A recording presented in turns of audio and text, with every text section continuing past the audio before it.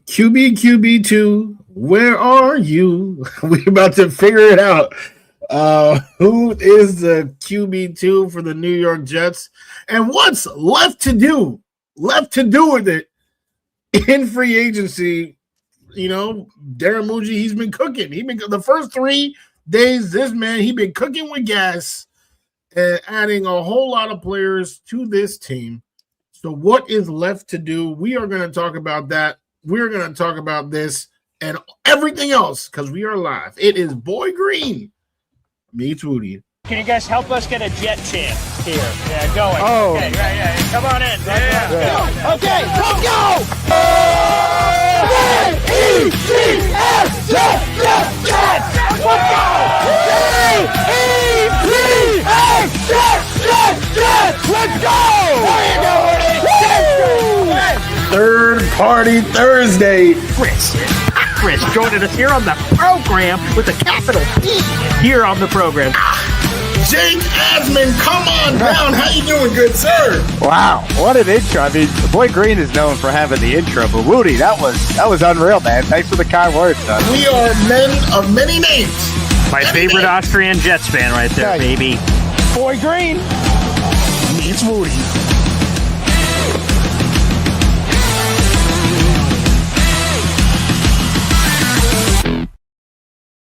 Welcome to another episode of Boy Green Meets Wudi. It is your boy James Wudi, and you already know we are Wudi, rocking everywhere. Right here, my man. He is the boy who became king, Mr. None other than Paul Esden Jr. in the building. How are you doing on this Thursday afternoon? Well, it's good to see that things have sort of calmed on down, because it was the wild west the last couple of days. So it feels good to just breathe a little. I think there's more moves to be had, and we'll talk about it. But it feels good just to breathe a little bit. I'll have to catch up on all this later, but all the deals of the Jets are being official. Their trades, Tavondre Sweat, Jermaine Johnson passed their physicals today, so that got through. Minka Fitzpatrick, David Onyemata, they're speaking with the media, so press conferences, what's their role, why'd they come here? So, man, there's a lot to marinate in and sort of put all those pieces together. So I'm looking forward to learning more about some of these players that are here for the first time and hearing those interviews. So a lot of hay to be put in the barn here, Wudi. A lot of hay to be put in the barn. You darn tootin'. You know, like you said, Wild West, there was a lot of things shooting, a lot of shootouts going on. And it is nice. It is nice to breathe. I feel like I didn't see my family for like 2 days, but now we are back at it. We are a unit. And the Jets, I have to say, they definitely filled some holes. I had a list of positions. Okay. 6 positions that I was really worried about, and most of them I am way less worried about because, Darren Muji, he actually added somebody in all 6 positions. Yeah, I mean, I think overall they did a great job. That's good to hear, Wudi. I didn't know that the vernacular of Tony the Tiger, I didn't know that was in your repertoire. Great. Didn't know that was one of your words, but it's good to hear it, Wudi. It's good to hear it. It's a pretty simple word, I think we've all used it more often. I like that word. Unfortunately, our podcast is about the Jets, so I don't really have a chance to say it. I see. Well, I would say, there's a lot that they've addressed. I like that they have a lot of flexibility going into the draft because they checked a lot of things off the bucket list. I think they have a starting 5 offensive line that could line up right now. That I like. I don't know about that. Wait, what did you say? Starting 5 or top 5? What did you say? Starting 5. Yeah. They Five do have people that. on Earth. No, I know what a starting 5 is. I just, for some reason, my brain heard top 5, so I got top 5. Whoa, he ran it in there, pal. I didn't say great. I said, I said starting 5. So right. That, I like that there's not this massive hole anymore at left guard. Dylan Parham has now joined the group, and he's a fine, solid player. You guys can hear more on him if you don't know much about him, because I didn't really. With Mo Moten, who covers the Raiders every day. So he joined me this morning on Boy Green Daily. So you want to hear about Dylan Parham? That's the place to do it. And he gave a very blunt assessment of who he is and what he brings to the table. And I think if you have dreams of all pro and all that other stuff, you may be disappointed. But if you just have realistic expectations of what he is and the contract he signed, which was another Muji masterclass of not giving up too much money or doing anything crazy, wonderful. So that I like of the 5. But like I said, I think there's some things to still be hunted down here. So let's get into some of them, Woody. I think the main one, to not Jets breaking news. Okay, I'm keeping an eye on my phone just in case. Okay, Rashad White to the Commanders. That's good to know. But a nice little move. But QB2. So the Jets have QB1. That's Geno Smith, that jersey hanging right there, baby. I still can't believe it. I don't know when I'm going to believe it. Maybe like a press conference with Geno will do it. But like even then, I'm not sure. So I'm not sure when that's actually going to hit that has happened. Like it has happened. He did pass his physical, I saw earlier today, or it was late yesterday. So that did occur, but I don't know when it's going to hit. I was watching Geno Smith highlight. The Jets put out like a 15-minute highlight tape of like his run with the Jets the first time. And I'll be honest, I'm drying dishes while this Geno Smith highlight tape is going on. And they're showing it, it seems somewhat chronologically, like, because I remember the first game of his career was against the Tampa Bay Buccaneers, and he's going through the game and he just has a fine whatever game. And then there's like 2 minutes left in the game, and it's, hey, Geno, drive the team down the field to get the win or you lose. And, I hear them say on the broadcast, boy, you're going to need a miracle here. Running out of time, 30 seconds left. And Geno scrambles out the pocket, goes down the right sideline, and he steps out of bounds, and Levante David shoves him to the ground when he was already out of bounds. And the refs and the Jets sidelines going, give us a flag. And they're like, 15 yards on Levante David. And Levante's going, jeez. And then Geno gets Nick Folk. Our kicker from last year. He was also the kicker back in 2013. Lines him up for the game-winning field goal. Boom. And Geno's doing the Geno before that was a thing. And crazy. They showed his week 3 Monday Night Football game, Jets-Falcons. Last-second drive by Geno Smith to get the Jets another win. Guess who? Folk hero, baby. Delivering. So, yeah, I got pretty fired up. I was fist pumping, going, yeah, as if it was a game going on right now. But it was from 13 years ago. So, yeah, I got a little fired up on that Geno Smith action, Woody, to start. I won't lie. I really don't even have anything to say to that. Right. Good. That's good. No, that's good. That's nice. That is so nice. I did enjoy that. Yeah. Yes. And I see Anthony Rodriguez, and you, Ben, had that jersey back there. Yeah, I had anticipated for a while. It's been here for like 2 weeks, actually, if you guys have been watching the show. So, yes, I had an inkling. I thought that's the direction they were going to go, and they did. So, shout out. Very nice. Anywho, fair question. Yes. My guy, James Mart on the Take Flight Talk channel. Wait, Bailey Zappi, is he going to be QB too? Stop it. Is there any shot of that? Well, I mean, like, I guess there's a shot until there's not, but that is not going to happen. So here's the latest on the QB2. So right now, you got Geno Smith on the team, so that's official. You still have Justin Fields on the team. Tyrod's a free agent. Bailey Zappi's on the team, so he's on it. Brady Cook's on the team, so you sort of have a modge podge of guys right now. The Jets plan on adding a QB2, and I think at that point when they do, Justin Fields will be let go or they'll try to trade him. I don't know if they're going to find a home. Unlikely. So they're holding up that possibility. Probably like the 49ers are holding out Brandon Ayuk. By the way, no one's trading for that. So you could just cut him. You could just move on. But some teams do it just in case. You never know what can happen, I guess. And they're going to be going after a QB2. Now, everyone forever and their mama thought it was going to be Carson Wentz because that was the reporting. Frank Reich connection, all that. But it was last night or the night before, I think it was yesterday, that the insiders of Connor Hughes and Zach Rosenblatt on a Jets final drive said that's no longer a lock. And that, quite frankly, not only is it no longer a lock, it is unlikely at this point that he's going to come to the Jets instead, go to a better backup quarterback opportunity in the league. So with that being the case, the Jets now will have to pivot to a new direction. I would say the favorite right now, if there was a gun to my head, is not Bailey Zappi, I'm afraid. Would probably be Andy Dalton. He's currently under contract with the Panthers. He has a Frank Reich connection. The Panthers are likely going to cut him at some point.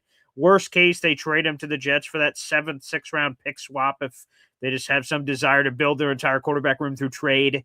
That could be a possibility. So I think Andy Dalton's going to be the guy right now.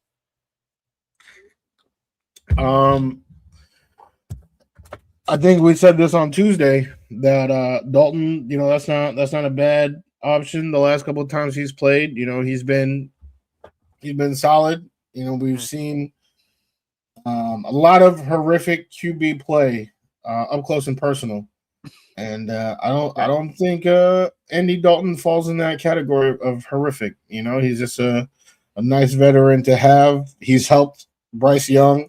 Sure. He's shown him, right? Bryce was benched and Dalton did work. I remember because my fantasy team, changed my fantasy outlook with Chuba Hubbard, some of the guys out there. And then, Bryce came back and, he's a good guy to have in the locker room. So no quarrels there. Yeah, neither do I, as CBW saying, the red rifle. He had people underrated or forget about it or whatever. He had a nice, decade run with the Bengals. It was him and A.J. Green. They came in the same draft class. My boy A.J. Green. I got his autographed jersey around here somewhere, but I love A.J. from our days back at Summerville, South Carolina, baby. Me and old A.J. back there. And he was a top 5 pick, and then Andy Dalton was a 2nd-round pick in that same class at a TCU, and they were together for a decade. And unfortunately, there was Marvin Lewis, so they didn't win many playoff games during that run, but they were just 9-7 or 10-6 like every year. And he just put up really nice numbers, and he made a couple of Pro Bowls. So yeah, Andy Dalton's rock solid. And again, for what the Jets are probably going to have in the quarterback room, Geno Smith. Let's call it Andy Dalton right now, and then random rookie. All right. We've had much worse quarterback rooms than that before. So, again, I envision that could be a trade situation potentially, or the Jets are just going to wait him out because the Panthers are unlikely going to keep Bryce Young, Kenny Pickett, and Andy Dalton. That seems unlikely. So he's probably going to be let go at some point. So I imagine he ends up being the QB2 for the Jets. So that's a good place to start, Woody, on the list of things left to do. One of the top ones for the Jets is finding the QB2 to Geno Smith.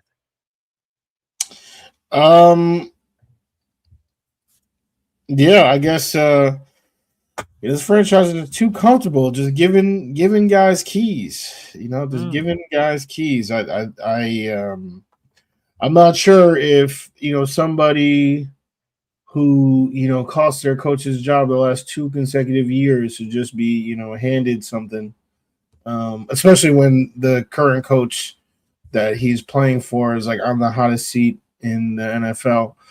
But what can we do? They keep making the same mistake. Handed Justin Fields the keys last year, and whoa, wait. Now, I think Geno is obviously going to be the starter. I mean, especially since no one else is there right now. But Geno, when he did the 30-minute interview with Josina Anderson, and he was on with her, she basically asked that question, said, "Hey, so what's your role? Have you guys talked about that?" And Geno went, "Hey, man, I'm not going to speak for coach. I'm not going to say nothing. I'm the quarterback. He's the head coach. He can say whatever. So, I'm ready to compete and all these other things." But I think the wink to the camera is Geno Smith is clearly the QB1 of the Jets. Yeah, so that's what do you mean? So that's what I'm saying. But you don't think that it should be? You don't think that he should be the unquestioned QB1? I feel like I've made that pretty clear. Yeah, but who realistically would come in where it wouldn't be to you a Fugazi competition? If it's Geno Smith versus Brady Cook and Bailey Zappi, okay, they can tell us it's a competition, but come on, man, let's stop fucking around here. We know it's Geno Smith. I don't think there is this legitimate competition because there's no legitimate other guy. It's not like it's Geno Smith versus Kirk Cousins or something. Battle it out. Oh shit, either one could win the job. I don't know. But there's no one they're going to acquire where it's going to be a legitimate coin flip unless they draft like Ty Simpson 16th overall or something, Oh, then maybe stop. Ty Simpson versus Geno Smith is this competition where it's a real thing in camp, and I would assume Geno would win. Like outside of that, there's no legitimate guy that's going to be added here that pushes Geno. That would surprise me. My God. I Hey, feel sorry, like man. I'm just you just throwing it out read. there in the universe. Yeah, I know, but you must have read page 51 of my diary, because that is my greatest fear, is that Wow. they do some BS like that. But yeah, no, I mean, and hey, do your thing. Give somebody else the keys. I do think competition would be a healthy situation, Sure. but just gonna give somebody the keys for yet another year. And we're gonna see how that goes. So I guess we can talk about some other positions that they could fill up All right. before the draft. I actually seen this one in the comments a lot. Okay. And it's the first one that I wrote on my sheet. So Okay. I'll go with wide receiver. I would concur. I think that's a massive need for the Jets. We've established this before. If you've ever watched A Boy Green Meets Wudi, we hardly agree. And Wudi feels one way about a player on this roster. I feel a different way. By the way, there's 200 people in the room. Appreciate it. Make sure you guys like the video, hit subscribe no matter where you're watching, at BoyGreen25 or at Take Flight Talk. So Adonai Mitchell. I'm excited for Adonai Mitchell. I hope he lives up to all the potential. He was a top 60 pick of the draft a couple of years ago. Super talented kid. We didn't get to see him play with Garrett, unfortunately, because of the injury situation. So he was his own man. So I'm excited to see what he can bring. But to me, under no circumstance am I comfortable if we enter training camp and Adonai Mitchell is the wide receiver 2 on this team. I don't feel comfortable with that at all. I think best case scenario, I would like him to be wide receiver 3. And then if he beats out whoever this wide receiver 2 is, I don't think wide receiver 2 is going to be Devontae Adams. I think it could be, the dream that everyone talks about, whether or not everyone wants it or not, is Brian Thomas Jr. of Jacksonville. And in that scenario, Adonai Mitchell would not leapfrog Brian Thomas Jr., but I don't even know. Jawan Jennings. But what do you mean? You say why not? Could Adonai Mitchell be on Brian Thomas Jr.? But Brian Thomas Jr. got leapfrogged by everybody on the Jaguars. Yeah, they're stupid. Ribbit. Because they're stupid.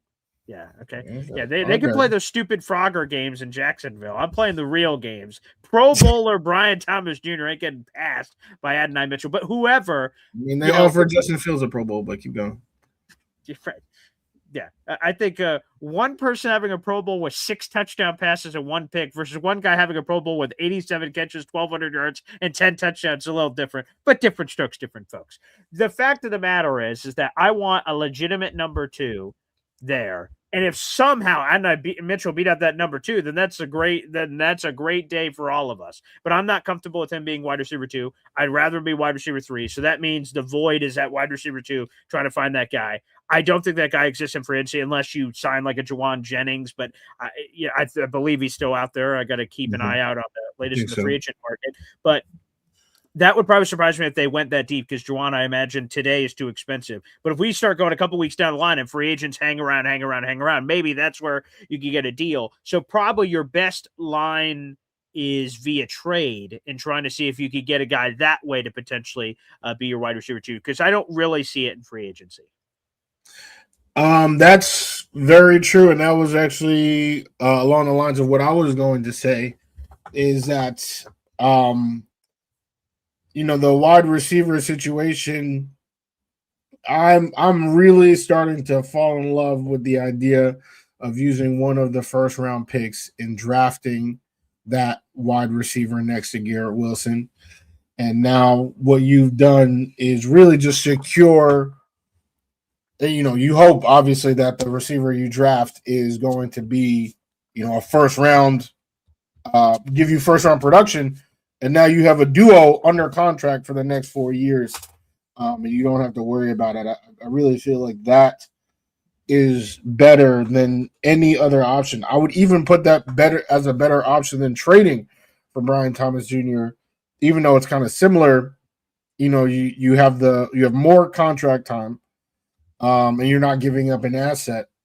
So that's where I'm leaning toward. But I still think that there should be a receiver added, like a veteran added, because you look at the room. We only talking about Garrett and AD, but what after AD, we talking about Arian Smith, who right now is this regime's Malachi Corley right now.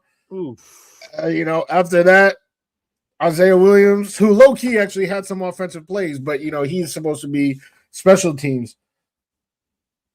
So I think we need a guy for that part of the depth chart too. So I'm definitely looking for them to add a receiver during free agency.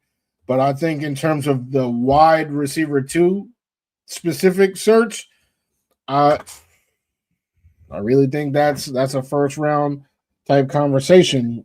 What do you think about that? I ain't mad at that at all. If Carnell Tate, Jordan Tyson, Mekhi Lemon, who I saw ran his pro day earlier today and improved on his 40 time. So tip of the cap to Mekhi. I know a lot of people made a lot of hay about that. And I'm curious when the Ohio State pro day comes out, if Carnell Tate can improve on his time. His mid 4.5 really surprised me. So I'll be curious if he can improve on that time. And at pro days, you normally improve on that time. Wink at the camera, but whatever the case may be. I'm not mad at that at all. If the Jets walk away from the first round with one of those 3 guys, or is there some other name that emerges in the mix in the next 6 weeks? So be it. I'm going to be at the draft live, so we'll do some more promotion of that when we get closer. So I will, when Roger Goodell steps up to that podium and says pick 2 and pick 16, or maybe any trades, I am going to be there in the moment, and I'll try to record it and scream whatever my reaction is. But I imagine I'd be pretty excited if we get a wide receiver. Garrett Wilson should be excited. Fans should be excited. Geno Smith should be excited. I mean, that's good for business for the president and also for the future. Because, with all due respect to my guy Geno back here at 35 years old, he's not the long-term answer for the Jets. So whoever comes in next is going to be, I would imagine, more titillated, like, holy shit, look, we have Garrett. We have, let's say, a first-round wide receiver. We have Mason Taylor, who's another year in. We have Breece Hall, who either got a long-term deal or a franchise tag and a great season. This offensive line, there's a lot to work with there, and that's very attractive, I would imagine. So, yeah, that you could definitely sell me on a wide receiver in the first round. The Tyson scares me with the injuries. Again, your medical staff has to make sure that one's good. I'm not too, like I mentioned, the Carnell Tate 40-yard time earlier. I'm not, if people want to overreact to that, fine. Like, he's a really good football player. So I don't really give a shit about the 40-yard dash. I wish it was faster because it's just cooler to have a faster guy on 40s, but he's a good football player. And so is Mekhi Lemon, for that matter. Yeah, I can't lie. I'm high on all 3. I think all 3 are going to make an impact. Boss Girl, shout out Boss Girl, asked, about the injury history, specifically with Tyson. And, it is, I guess, scary, right? But there are plenty of guys who, were injured in college and, that's like an asterisk. And then they come into the league and they're pretty much fine. Like Frank Gore, one of the NFL's Iron Men, played until he was, how old was he with the Jets? 81, 82? All the dudes in the league. And that was, he tore his ACL, like he was messed up in college, and that was a big asterisk. So Jordan Tyson, I think he would be a great pick. I would not be mad if they say any of those 3 names at 16. I think that is reason to rejoice as a New York Jet fan. And like you said, moving forward, whoever comes in, man, whoever is coming in. Garrett, that person, Mason, Breece, the line. Come on now. Come on. All right. This is, that's a reason to be excited. And again, I know the for as long as we do this show, right, it's always gonna be like, oh, Wudi, is he negative? Is he positive? But and I always say no, it's about realism and fiction. The real is that if we draft a wide receiver at 16, we have pretty much guaranteed that the next quarterback will be put in the best situation of any rookie quarterback, like offensively, in the 21st century. So come on now. That's what we gotta do. And somebody, and they weren't trolling. I think they were dead serious. Said Ty Simpson at 16. That person is not invited to my birthday party. I forget who it was. I seen somebody say it. And it has nothing to do with me not wanting. Bro, we got the opportunity to get a QB next year, right? Y'all so excited, Geno, y'all so excited. Enjoy this year of Geno Smith, and we're gonna get our guy next year. We got the capital. We might even have the draft position, but y'all don't want to hear that. But we're gonna have the capital, so that's where we got to worry about it. To waste a pick, if you guys want to get like some Nussmeier, Carson Beck, somebody typed out all the letters, everything. So you guys want that? All right, cool. But the real deal, the franchise, right? The leader of the New York Jets, they will be drafted next year, or they should. I can't. They should be drafted next year in that draft. I will tell you again, as someone who's going to be at that draft live, and I will be there for, at a minimum, the first, second, and third rounds. So I will hear Goodell or whoever is stepping up on in the second round.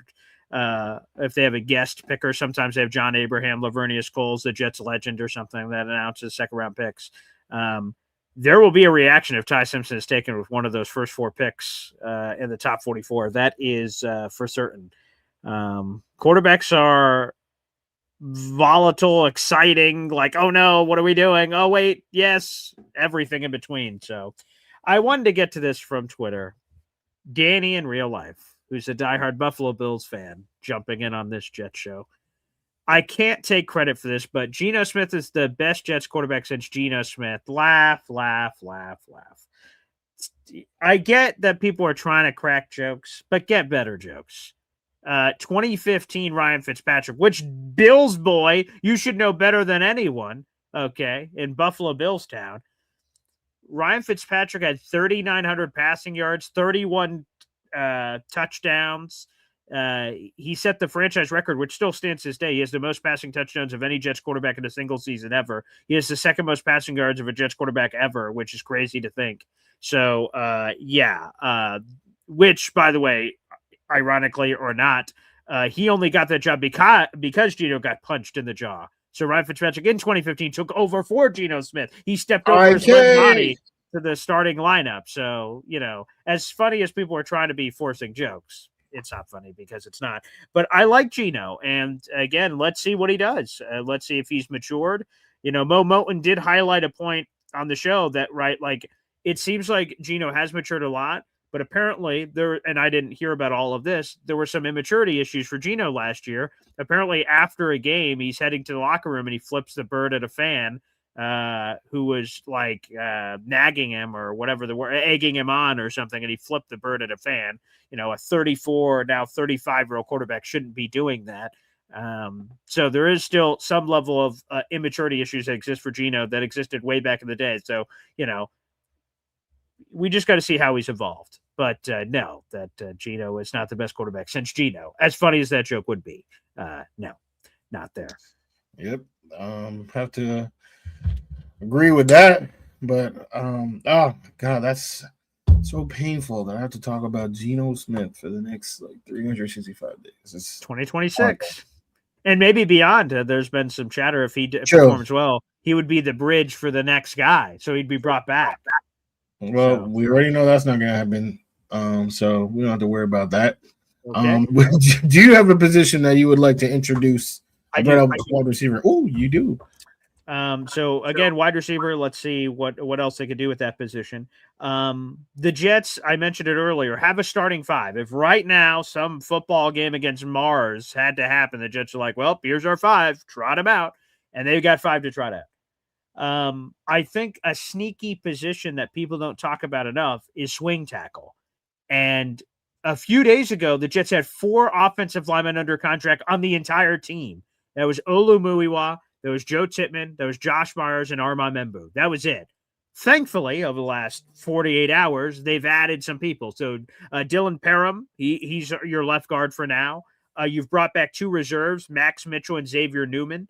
Max Mitchell, the team really likes. He's been their 6th offensive lineman in jumbo sets. He's been a fine former 4th-round pick guy that's just depth. So they bring in some depth. Those won't be, and I have a story that's dropping after Boy Green meets Wudi. Those aren't front page news, but the Jets were the only team in the NFL last year to start the same 5 from week 1 through week 18. It seems unlikely that would happen 2 years in a row. So with that, because again, think about it for the Jets. The Jets hadn't done that since 2012 before they did it last season. So it had been 15 some odd years. It's been a long ass time since it had happened. So you have to be prepared with depth. And I think the key piece of the puzzle is swing tackle. Now, Chukwuma Okorafor is a free agent. We didn't get to see him last year, which is what you perfectly want from your backup lineman. You hope you never have to see him. You don't. Now, he is primarily a right tackle. He did not perform well in his very brief appearance with the Patriots at left tackle. So that's not an ideal swing tackle to have. In a perfect world, you want a swing tackle that can swing. He can play left or right, because if you just have a guy that's specialty left, specialty right, if an injury happens, it makes it more difficult to sort of move pieces around. Like Dylan Parham can play left guard, center, right guard. Joe Tippmann can play right guard, center. Josh Myers has exclusively played center at the NFL level, but he was a top 5 guard recruit in the country coming out of high school. I don't know if they want to go back to high school days for Josh Myers, but there's versatility there. They need a swing tackle. I think that's something they should attack before the draft, give them more flexibility. So again, in a perfect world, you get a guy that can play left and right. But at a minimum, I wouldn't mind bringing Okorafor back because he just rock solid. We didn't hear from him all year. No problems in terms of locker room things or anything of that nature. So on the same cheap-ass veteran minimum deal he was there last year, I'd feel a little bit better at right tackle. But perfect world, someone who could play left and right. I'm about to take my temperature because I agree. So I don't know if I'm like coming down with something. Probably, yeah. But that is the wide receiver tackle. I actually did a slash with guard as well. Wow. Okay. I think everything that you just said about the tackle position, you can say about the guard position. Like we rolled in last year with a swing or with a tackle, right? Backup tackle, a corner forward, like you just said. And then we had Josh Myers, who also was a backup. But of course, AVT out here made of glass, just broke himself in the offseason, and Josh Myers had to start. I would love to be set up that same way, that there is a veteran with NFL's experience that's not named Max Mitchell in the tackle, right, for the swing tackle, and then same thing for the guard or interior line, because a lot of guards, have that fluidity where they can play center, like our 2 guards have. So I definitely want a veteran guard and a veteran tackle added before the draft. I see a lot of people saying, we could obviously draft those positions, and that's true. That's true, but I kind of want the I would sleep better at night knowing that like this is somebody who's done it before, as opposed to hoping and praying that this 21-year-old kid can line up against whoever. Yeah. Interesting. Max Mitchell has gotten reps at tackle and guard, so I don't know how the Jets view him now. You don't have to put a label on it. I mean, he could just be an OL offensive lineman, and you could just figure it out. They don't have to tell us right now, oh, we see him as a guard or a tackle. Maybe he can just continue to do both.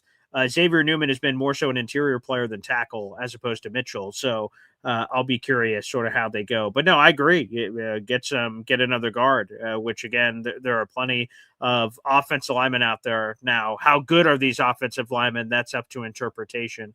Based on the people for sure. But that's another one of the groups. So swing tackle, wide receiver. We talked about QB2. Another thing I would throw out there in the universe is I would like another linebacker. You brought in Demario Davis, who I love, and I've sung the sweet praises for a while. Jamien Sherwood for now is under contract. So I'm curious, does he stay? Does he get traded? What happens there? The Jets were, even after signing Demario Davis, they were exploring the waters with a guy named Micah McFadden. I don't know how many fans in our audience know who that is, but he's a Giants mid-round draft choice from a couple of years ago. He was a free agent this offseason. The Jets were in talks with him before he ended up re-signing with the Giants on like a one-year deal for $3.5 million. So the Jets were interested in potentially bringing him in. He was coming off a season-ending foot injury that he suffered in week 1 last year. So he was a bit of a mystery and had to do a one-year prove-it deal. So that would have been interesting value to bring over a Micah McFadden, and value. He wouldn't have had to move, so save on moving costs, which always is a nice little flavor there. So I personally, I'd like to see another linebacker. I'm fine with a veteran. Again, some people draft-wise, right, they're going to say Sonny Styles or Arvell Reese, who can do both and be your stand-up linebacker, stand-up rusher, or just put your hand in the dirt occasionally. So maybe people are just going to pick draft, but I wouldn't mind a low-cost veteran with upside. Potentially. I agree. And I'm tired of saying that phrase, but you keep saying things I agree with. So, like a Dane Belton, somebody who, you bring in the 1 year $4 million and they were super productive last year. And it's funny because he's a former Giant and, they provide value. I think that is great. I definitely want a linebacker in the draft. That is like in addition to Reese. But that's a position where we haven't had or currently don't have like the best depth at. We still don't even know what Sherwood is for real. So I would love to kind of turn that room into DeMario's daycare. And we got him, and now you got the young LBs talking about Mario, like, when is snack time? And he's like, yo, shut the fuck up. We out here, we running drills. And, he can, exactly what CJ did, right? CJ, what he did for Quincy Williams, which was one, team's trash, turned him into the New York Jets treasure, an all-pro. And I think DeMario, he's here for 2 years. Let's utilize that by bringing in someone young, but also bringing in, a younger veteran to kind of become unlocked by DeMario. So I completely agree there. One that I was not expecting, if you asked me a month ago. Wait, are you about to go to another position? Oh, I am. You okay? You just real quick, I just saw a super chat, so I just wanted to get. Oh, yes. Before we go to another one, real quick. Wow. The Tennessee Jet with a $2 super chat. He has a running bit that he also always shows up late, so he wants to know what he missed. We'll catch you up on that in a second. So no BTJs referencing Brian Thomas Jr., the Jacksonville Jaguars wide receiver. We did bring him up earlier. Last night on Jets Final Drive, I have it here in my notes. They did bring up Brian Thomas Jr., and Connor Hughes says, quote, keep an eye on that one. We've been hearing that for a while. But from everything that Connor Hughes has heard, and I'll see if I write a follow-up piece about it. I got to catch up on a lot of Jets written work. But he doesn't think this is something that's happening today or tomorrow or next week. He says, keep an eye out for it around the draft. So somewhere in the next 6 weeks, basically. And that's sort of when rubber meets road. Because if the Jaguars are going to move on from BTJ, it behooves them to get a pick that would help them immediately to replace whatever you're losing in Brian Thomas Jr. To trade him after seems sort of silly. For instance, there was Jamal Adams rumors that popped up yesterday, and I covered that in a piece. But the only reason I bring up Jamal Adams is not to address that whatsoever. It's actually just to say when he got traded from the Jets, it was days before training camp in 2020. And not only did you obviously not get something that would help you now, and no, I don't call Bradley McDougal someone that would help you now, with all due respect to the safety they picked up in return from the Seahawks on top of the draft picks. You just made your team a lot worse. So most teams don't purposely make themselves worse, and the Jets went 2-14 that year, by the way, for those counting at home. So I would imagine, I agree with Connor, that if Brian Thomas Jr. is going to get moved, it would be before the draft.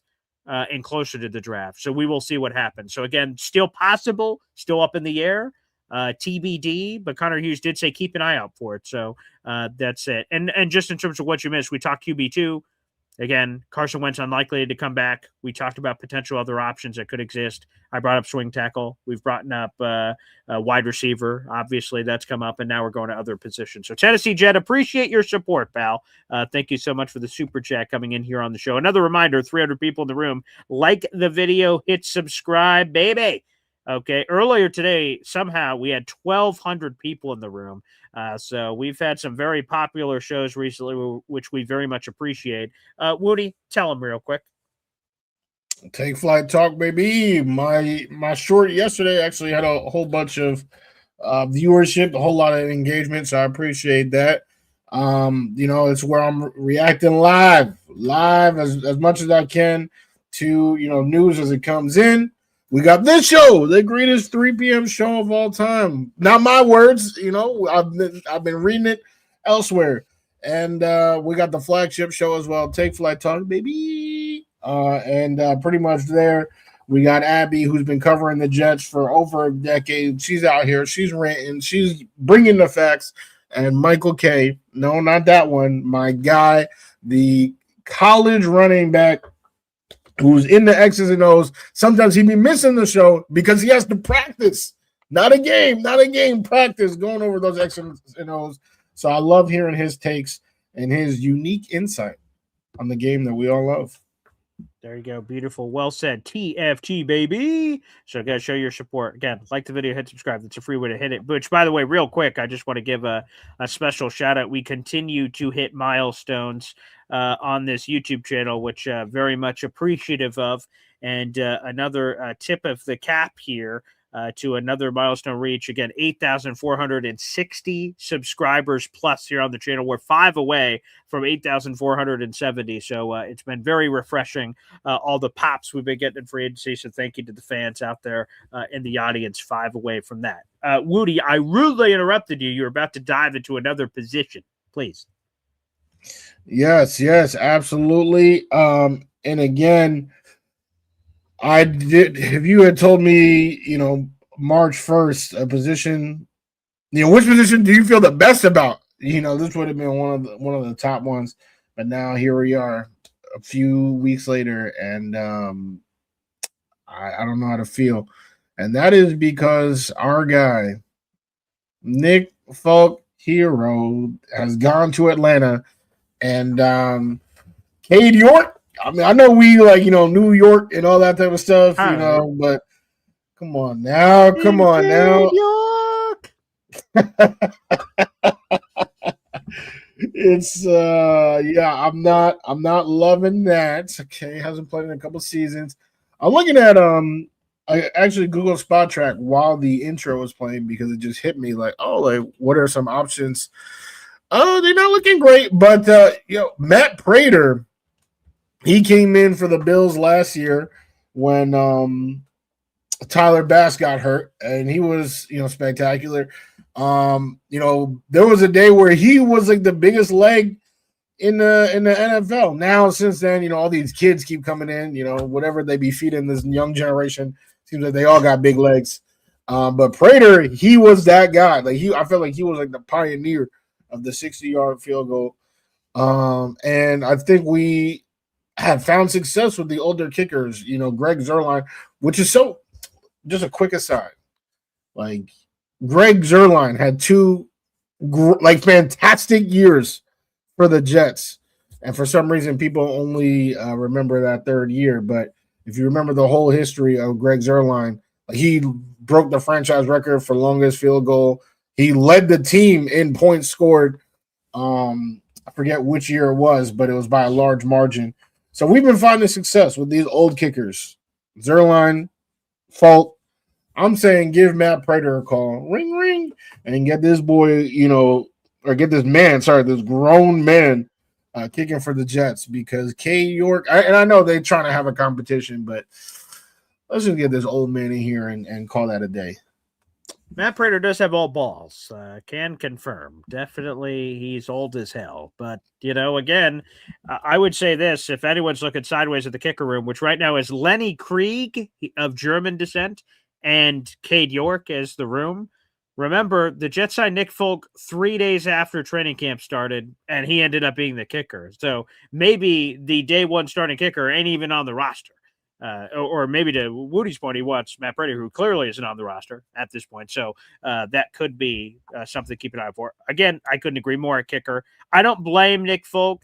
He got a multi-year deal, which I imagine is very important when you're 41. So for someone to give you financial security at this stage has to be good. And playing for a dome team where it's controlled temperatures 8 or 9 of your home games, depending on the rotation of the year. Plus, if you just play a couple of other dome teams on your schedule. So I can't blame Nick Folk at all. I imagine being in a dome and better weather for most of the year has to be great. The teams are playing against the Saints, the Panthers, the Bucks, all Southern teams. So I don't blame Nick Folk at all. All old people go to Florida to retire, go down south to retire. So, it's the natural way of life, I suppose. So salute to Nick Folk going down to Georgia and to hang up the cleats. So salute to Nick Folk. But hey, Matt Prater, he just did it for Buffalo. So maybe anything is possible. A new quarterback name has entered the octagon here, Wudi. What about another reunion? Wow. Johnny Boy with a $2 super chat says, Zach Wilson has entered the chat. Don't kill me. He has not entered the chat. I would never harm you, Johnny Boy, but come on now. If I even start talking about this, my blood pressure is gonna raise through the roof. Zach Wilson stinks. He is the worst. I guess there's really not much else to say other than that. I'm sure there's a lot of you guys that would love that because for some reason you just fall in love with these horrible, horrible players just because they wore a jersey. I mean, I do have his jersey in my closet, so I'd like to get some use out of it. So if he was back, that would be the use I would get, even though it's an old jersey now because they change jerseys every year. So even then it would be they do change. Yeah. Unfortunately, that would still be old as well. But no, hey, good for Zach. He got $6 million fully guaranteed for the Dolphins last year because I don't know what puff pass Mike McDaniel was slinging in South Beach, but good for Zach that he got that kind of money. And if Zach just doesn't step in front of a podium, which, by the way, backup quarterbacks normally don't, outside of whatever locker room activity happens, Zach Wilson can be around for 15, 20 years collecting a paycheck. That's the best job in the league. Backup quarterback holding a clipboard, that's the best place to be in the league. So, hey, man, just shut up and throw the football. Shut up and dribble. Shut up and throw the football. And you should be able to be in the league for a long time. The NFL is a brotherhood. It's all about who you know. And outside of some of the stupid stuff he said when he was here at quarterback for the Jets, I imagine he's going to be fine. But again, let me just make this bluntly and abundantly clear. He has not entered this chat or any chat. So I'm not going to kill you, Johnny Boy. I'm just going to tell you to shut the hell up. Hell no. Zach Wilson ain't coming here. Stop. Damn. Stop. Come on. Stop playing around. So kickers on the list. I would throw another one here on the list. Mm-hmm. Give me some safety action. Now, I'm going to be curious here. Yes. Wow. So Minka Fitzpatrick spoke earlier today to the media. Now, candidly, all cards on the table. I've not heard the press conference myself. I've only seen transcribed quotes. But Minka apparently was asked, what do you see your role being? And he says, I haven't hammered this all out with the Jets, but I would love to go to the nickel where I was in Miami. And I hear nickel. I'm like, interesting. So could they play Jarvis Brownlee at boundary? Because he does have experience at boundary corner. And then do you sort of mix and match with Nashawn Wright, who they just added? Mm-hmm. You still have Azaria Thomas. You have Brandon Stevens. If he's playing more nickel, then that means you would, in theory, again, this is a complicated thing to explain in a short period of time. But if he's playing more nickel, then you may still need 2 safeties on the back end. Now, there's personnel packages that your nickel could be one of your safeties and you're just playing smaller and you take a linebacker off the field and have nickel on. But so there's a lot of extra football, blah, blah, blah, hoopla of what's going to go on there. But even before I heard that fun fact today, I thought there could be a 3 safety rotation, which again, Dade Belt would be in that conversation. Malachi Moore would be in that conversation. Minka would be in that conversation. And I'm not sure if it's another veteran. I did see the Jason Pinnock rumors. Apparently, there was a big miscommunication. He tweeted out 2 plane emojis, and people went, "Oh, Jet reunion, baby! Join the club. It's a conga line. Join in." He went, and apparently he tweeted those out, went to sleep, woke up the next morning to like 1,000 text messages, and he said, "Oh, sorry, I just meant on the move. I didn't mean the Jets." And a lot of fans were angry and tweeting at him. And he says, "Hey, man, you misinterpreted it. It wasn't me." Now, on the move, I don't think I would use I'd probably use a car maybe or something, like plane. But anywho. Even just like an arrow or something like that could be as well, right? To use a Yeah. plane, there's only one team that is a plane team, and one that you used to play for. I think I can understand the dot connecting, but I don't want people yelling at Jason Pinnock, whatever, man. So he's not coming. But I would say this draft is very, very deep at safety. If the Jets do some moving around the board and you have a chance to get one of these young, talented safeties in here, I don't know how much longer. Like Minka signed a new deal, so he should be here a couple of years. Malachi is heading into the second year of his deal. Dane Belton's only a 1-year deal, though. So I'm just curious if they dip their toes because it's so great. Like, man, you can't have enough good players back there, and AG will figure it out. So, yeah, so you seemed a little surprised, or maybe you're going to disagree with this one for the first time in the show. But, yeah, I have safety on the list. Yeah, but my disagreement will be respectful. I respectfully disagree. Respectfully. I mean, if they sign a safety, it's not like I'm gonna be, mad or anything. I'm not gonna go Super Saiyan. But my guy, Gohan, he mentioned that there are some safeties. Now at this point in time, after Thieneman, he had the fantastic combine. And we think, he kind of, jumped into that top 16 or top 20. And the moves that they made, Minka, Dane, I don't know if I would do that. I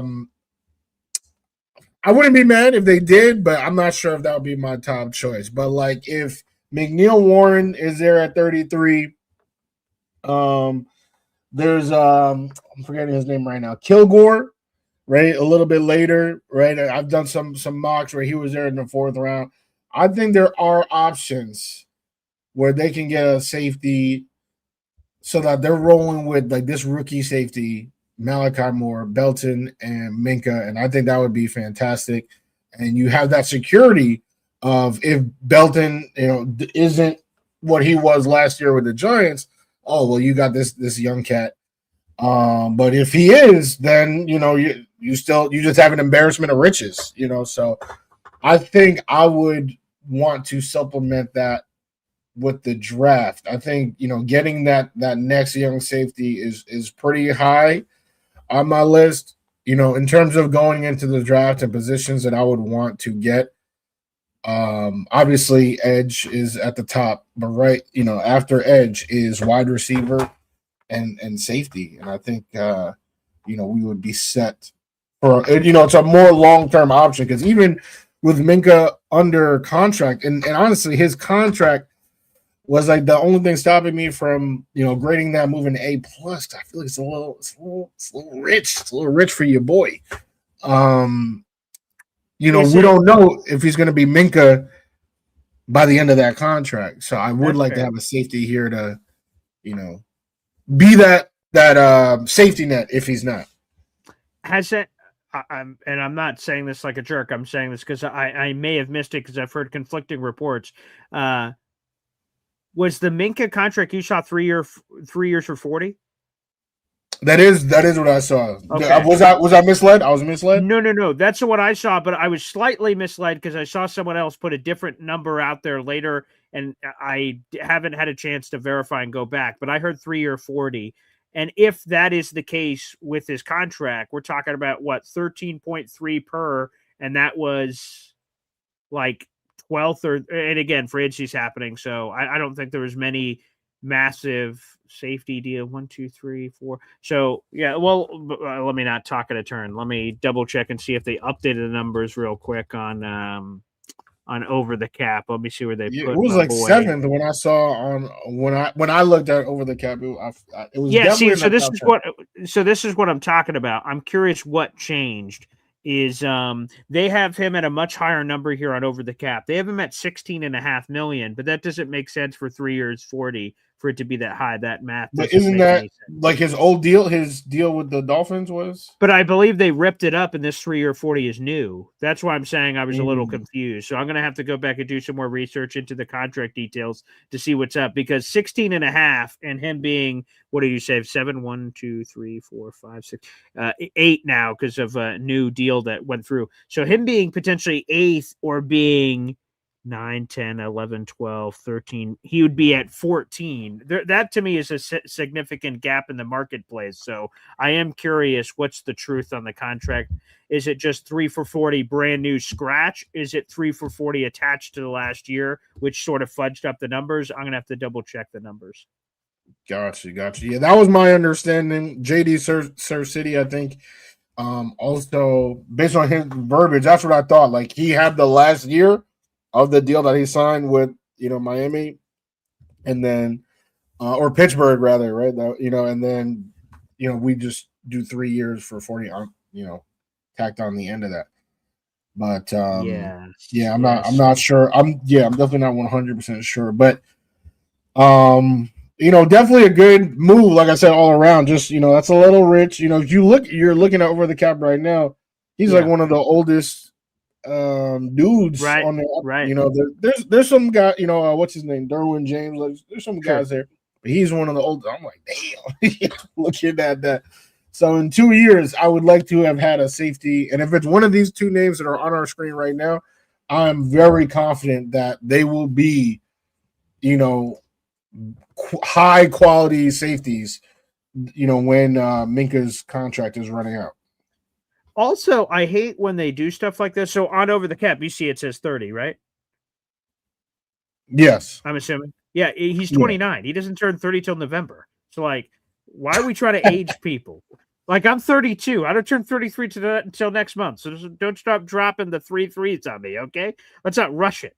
All right, so I saw another 30. Whoa, he's 29 for like, whatever, 7 more months, 9 more months, 10 more months. Like, come on, man. Like, whoa, bring it on now. But to go on Inger's comment, and you said it a little bit there, I think Dylan Thieneman could be an option at 16. Not that that's what the Jets should do with everything they've done. Like, that's where he's going to go. So, like, if you want him, you may have to do that. Emmanuel McNeil-Warren, the Toledo kid that you like, Gohan Ingard, Daniel Jeremiah's had him consistently top 20 for most of the offseason. Now, he's been higher on him than most, but so we will see. But Daniel has been pretty good. Like, on the Mekhi Becton year, where he obviously went 11th overall to us, I heard Mekhi in the 2nd or 3rd round, and then Daniel Jeremiah had him 4th overall to the Giants, and I went, what? I'm like, oh, shit. And then Mekhi ended up being a first-round pick. So, like, Daniel was just ahead of it. He just had good sourcing, good people. So maybe that's what happens again here with like a guy like Emmanuel McNeil-Warren. That I would be sort of curious about. So we'll see. Yeah, definitely worth seeing. And like seeing how things shape up with the different positions. I mean, that 16 pick is just so intriguing to me. Mostly because like it's a lot, what happens with number 2. I see my peeps on Take Flight Talk. There's been a little bit of a debate, if you will, between drafting Bailey or Reese with that number 2. I don't know if you currently have a preference. I do. Oh, you do? Okay. Do we'll you? talk about that. Me, no, actually. I feel like it's more of what the coaches feel would fit what they're trying to do. And I see Envelet, right, has points on pro Reese, and Gohan Ingard has points pro Bailey.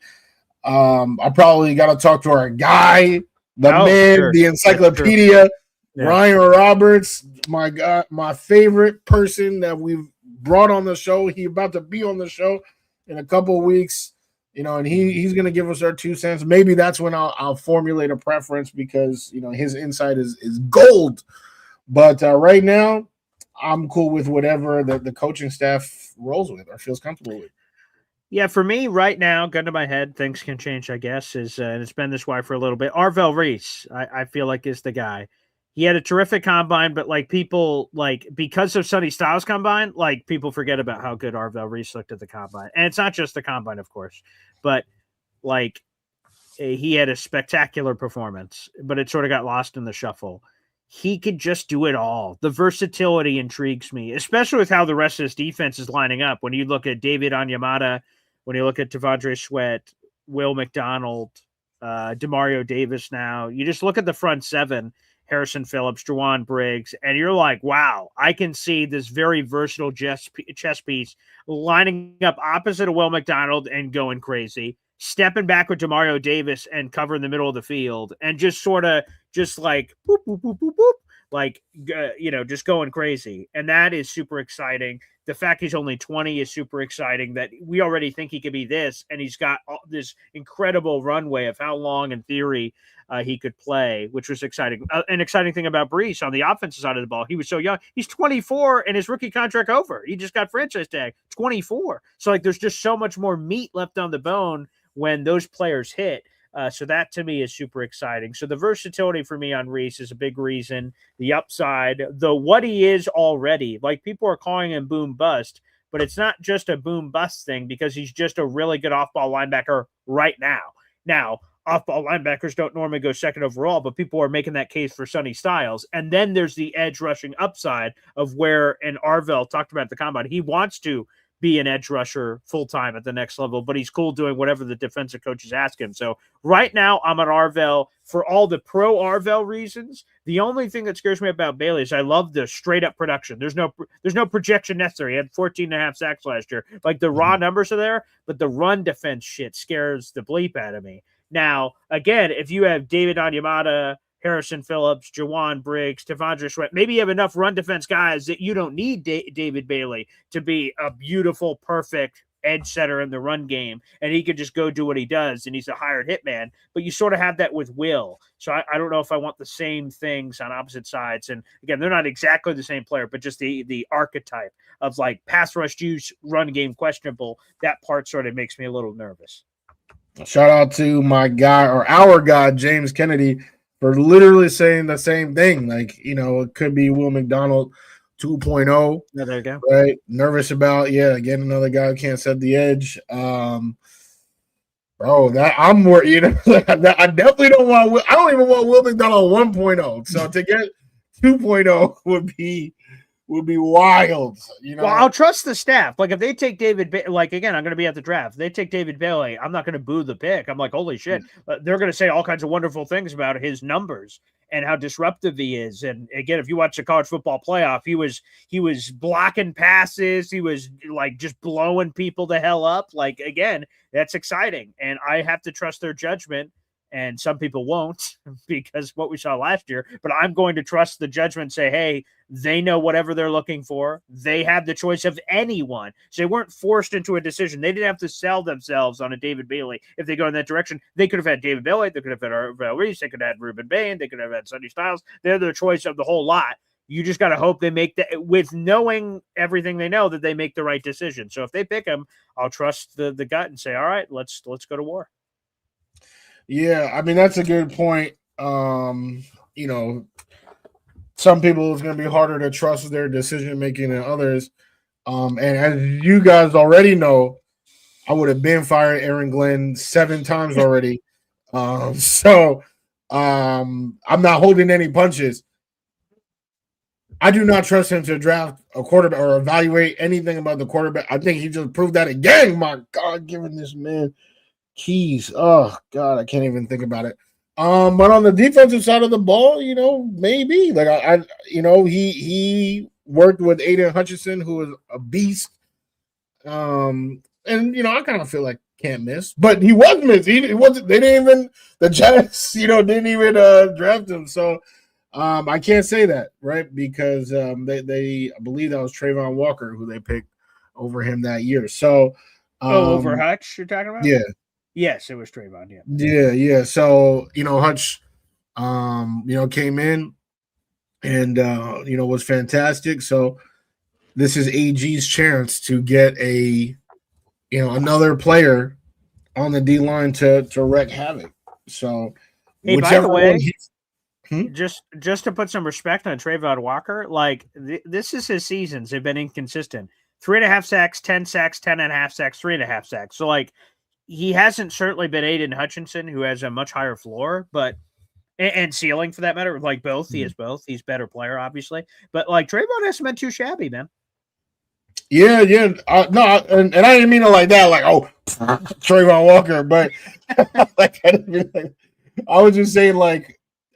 Because some people would say like, oh, like Hutch, like you don't deserve credit for Hutch because he was a can't miss. Oh, I see what you're saying. Yeah, okay. But I'm saying like he wasn't even, the Jags had the same evaluation, whatever, and they chose Walker. That's what I meant.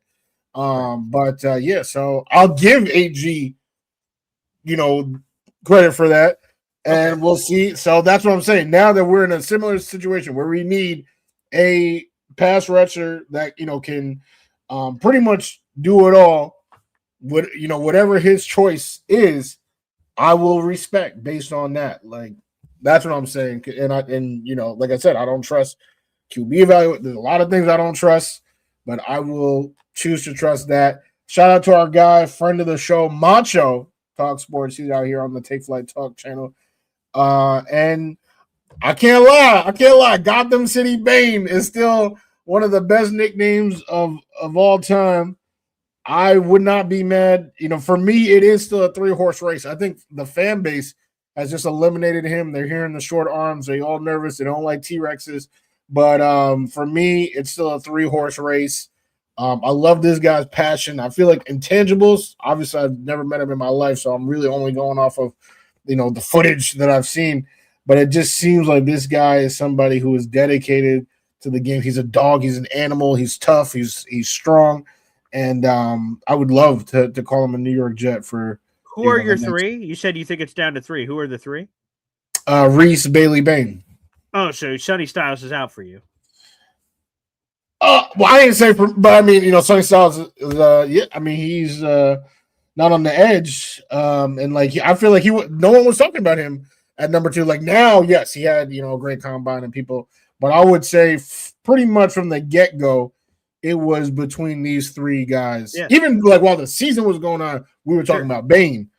Yeah. And then, Bailey crept up, Reese was, there. But I think, throughout the whole process, those 3 guys were being mentioned. And then Sonny just, popped up with the combine. But I still don't think with what we got going on, Sonny, is the best pick at 2. Yeah, I saw the viral clip. Todd McShay, someone tweeted it from Todd McShay's podcast earlier that he says, he sort of, first off, way to flex. He says, I know a lot of information about like what the Jets are going to do. So he said that at one point. And then in his mock draft, he picks Sonny Styles and thinks like that's a lot. Basically, I'm paraphrasing, but like that's a much bigger possibility too than people realize. So we'll see what's the truth. It's Lion season, so you never know, up from down. But obviously, that's another position we didn't talk about directly, but like that's on the list too, is edge rusher, obviously, on this list of other things on the to-do list. I wouldn't be mad if they added another pass rusher, to be honest. I don't know who else is out there in the range of what they would want to pay based on what they've already done, but I wouldn't mind adding more bodies to that room. Obviously, 2 is going to be a front 7 player too, so that's part of the conversation, but just to add that. And I think that's basically it of everything. I believe so. Yeah, the last one that I had written down is corner. But if they draft a corner, right, I think that's cool. I mean, we have some guys now. Deshaun Wright was, obviously he was good last year. Is that a flash in the pan? Is that the start of something special? We don't know. And that's, I guess that the answer to that question kind of really defines if we need a quarterback or not. Because if he is the guy who he was last year, then I guess we're good rolling with him. Mr. Even Stevens over there, and are you a Quantez guy or no? I like Quantez. I want him to be a Jet. I would hate to see him. You have Brandon Stevens, Jarvis Brownlee Jr., Azaria Thomas. You have Deshaun Wright and Quantez right now. If you add no one else in the room, you're already at 5. So that's just what I was saying as we're counting them up.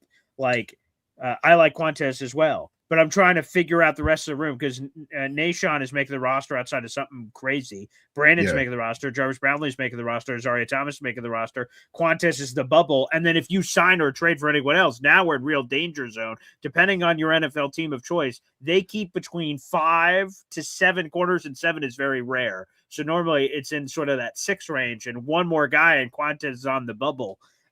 He's probably already on the bubble as is, but he's more on the bubble if you add another piece.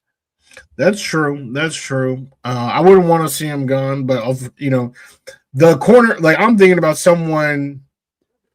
I'm not talking about like depth, like how I was saying, like for the the guys below AD Mitchell for receiver. I like who is locking up DJ Moore right now. Like I feel like that's still like a Brandon Stevens, baby. And that's not what we need. So I would there are some guys out there that might be a draft situation. I don't even think there are any corners, of that caliber still available. But I do think that position, and I guess that's where Nashon Wright comes in. If that's if who he was last year is who he is this year, then it'll probably be fine. But if he's not, then I kind of would want someone in there. But Stickers in the limited times that we saw him, he's fine. We all rooting for him. His story is awesome. He's great in special teams. So I would like to see him be a Jet if possible. Which, again, would certainly make a lot of sense. By the way, I saw this comment. I just wanted to bring it up here. M. Villette says, Brownlee can't play outside corner. Stiggs is a gunner. I have PFF pulled up here, and last season, Jarvis Brownlee Jr. played nearly as much boundary corner that he did slot corner last season, according to the numbers that I have here from last season. He played 170 snaps at boundary corner, 178 snaps in the slot, and that's just from last season. If we go to, let me see if I can. Here it is. Just trying to see where the hell the thing is here.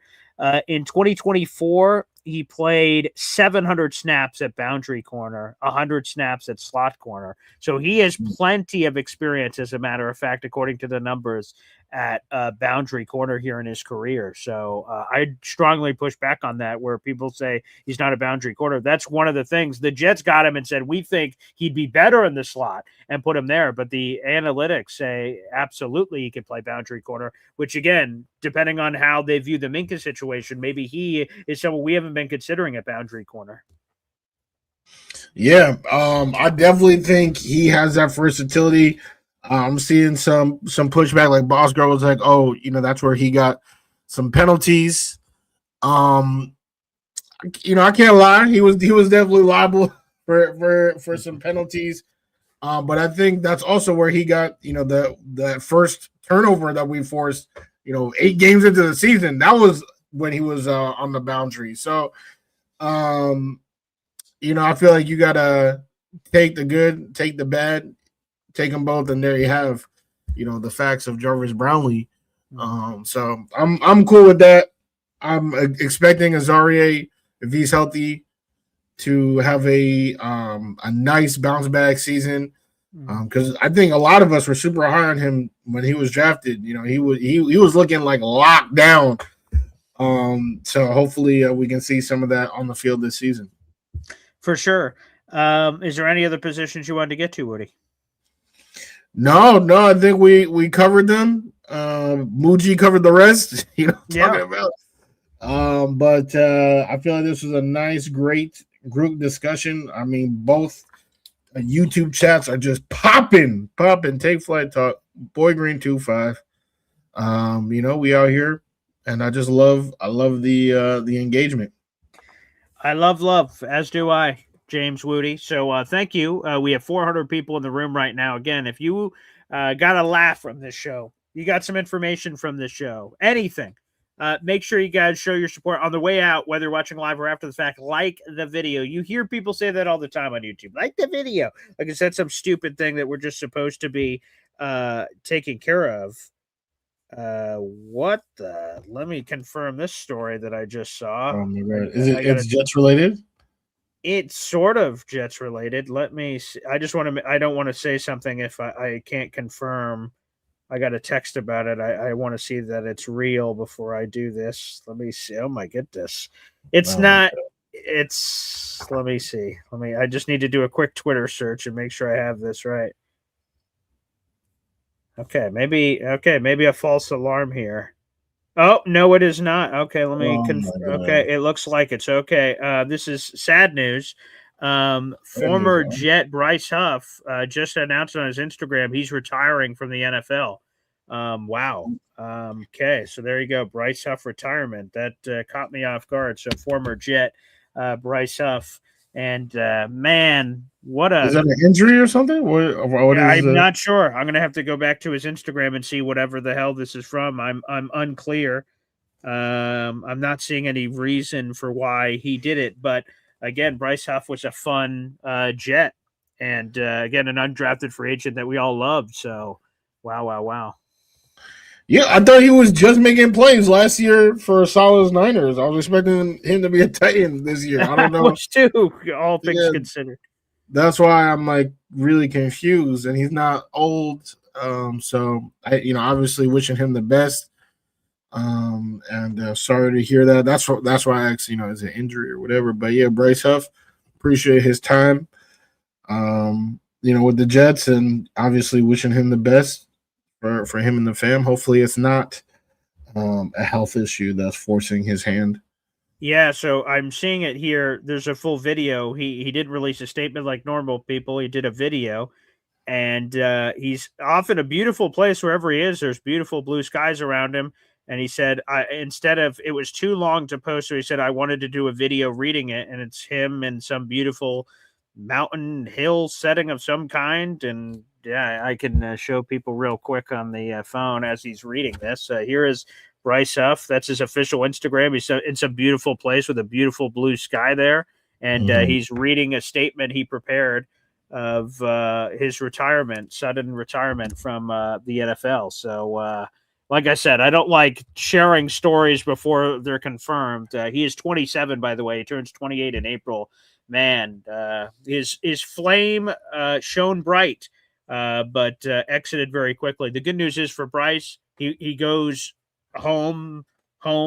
He moves on to the next phase of his life with a Super Bowl ring. I know he didn't contribute much to that Philadelphia Eagles team. It doesn't matter. You have that Super Bowl ring forever. He put up some stats and had some fun with sacks and forced fumbles and had a very respectable career. So big salute to Bryce Huff. Again, to the same thing, Wudi, you just said, hopefully it's not medical. I'll have to hear the full video after. I see he's talking about his multiple years in New York and said how special it was to him. So that's very nice. He included that clearly here in his statement. Yeah, there's a whole thing about his Jets tenure. I'm just seeing it because it shows captions from the video. I'll check.